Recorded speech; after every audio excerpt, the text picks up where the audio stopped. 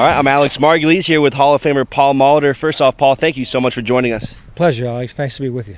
Now, Paul, you're here right now, so Yoshi Nishioka is here rehabbing with the Miracle. What are you working on with him? Well, you said that very well, by the way. You got the name down. It's been a different year for the Twins with all the injuries, and they've asked me to come down here a couple times. First of all, to monitor his progress a couple of weeks ago, and the first time I was really spent a lot of time trying to help him around the base at second, particularly from the second base side as far as turning double plays to make sure he understands the best way to protect himself given the situation surrounding certain plays. But things have changed, and it looks like now he might be asked to play shortstop more than second. So the organization wants to have an extra pair of eyes on him while he gets ready to play.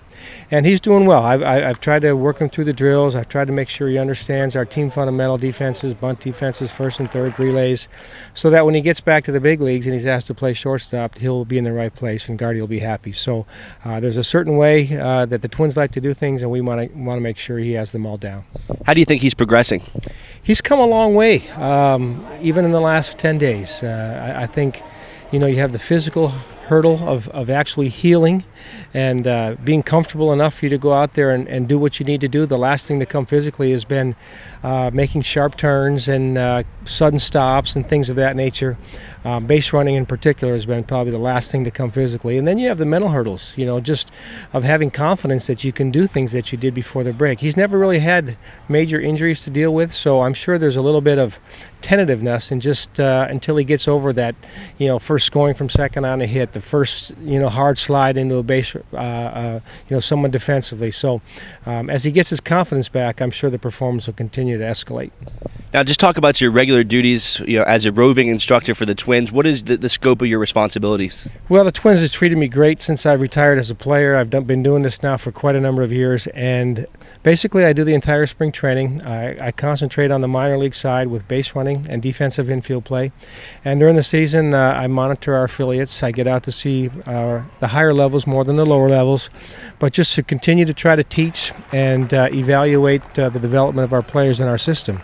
And it's a great fit for me because I get to kind of still have some time. Family time is very important at this stage of my life, and yet I still have the chance to teach the game that I love to be around. So I'm grateful for them, and I'm trying to continue to try to help some of these younger players fulfill their dreams and become major league players. Is there anything in particular that you're looking for at this stage of their development here in Fort Myers, High Class A? Is there anything in particular that you're looking at?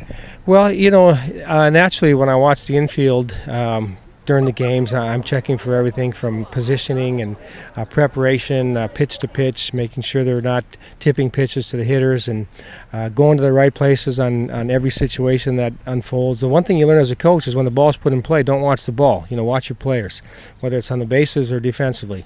And offensively, different guys have different levels of speed, but everybody can be a good base runner. And we just try to make them all situationally aware that, given risk-reward, time of the game, score, inning, all the different circumstances that surround a certain play, that they're able to make a good decision by being ready. And that's what I'm kind of watching for development in those areas. You talked about being fortunate, working with the Twins now and, from being from Minnesota, University of Minnesota product, getting to finish your career with Minnesota. How exciting was that? Well, I didn't think it was going to happen. After 15 years in Milwaukee and 3 years in Toronto, I didn't know how many years I had left at 39 years old, but better late than never, and I had the opportunity to play 3 years there and to finish your career playing for the team that you followed as a kid was a real treat for me. It was kind of full circle, if you will. And now to have perpetuated my relationship with the Twins and continue in this role has been tremendous for me, still living up in the Twin Cities and having a chance to maintain a relationship with them. It's been very positive for me. Now, not only did you have a very productive career, but a very lengthy career. Is there something that you tell the guys here to help prepare them to try to have a long career like you did? Well, at this level, guys are still thinking about getting that first day in the big leagues. I don't think myself or many players think about, I'm going to be a big leaguer for 21 years. It's just something that unfolds. But, you learn at a young age to take care of yourself and what goes into preparing for each and every season and trying to make sure you're a better player whatever year is upcoming compared to the year before. And if you have a chance to play a long time, take advantage, because even at 21 years, to me, it was like a snap of the fingers. It goes quickly, and I can't imagine for these guys that don't even get a chance to, maybe get a chance to get to the major league someday. So I just remind them every time you have that uniform on, it's a gift. respect your at-bats, respect your innings when you're out in the field, and hopefully over time they'll accumulate. You'll have a chance someday to look back and not have any regrets about how you went about your business. One of the all-time greats, Hall of Famer Paul Molitor, thank you so much for joining us. Good to see you again, man. Thanks for having me out. Appreciate it.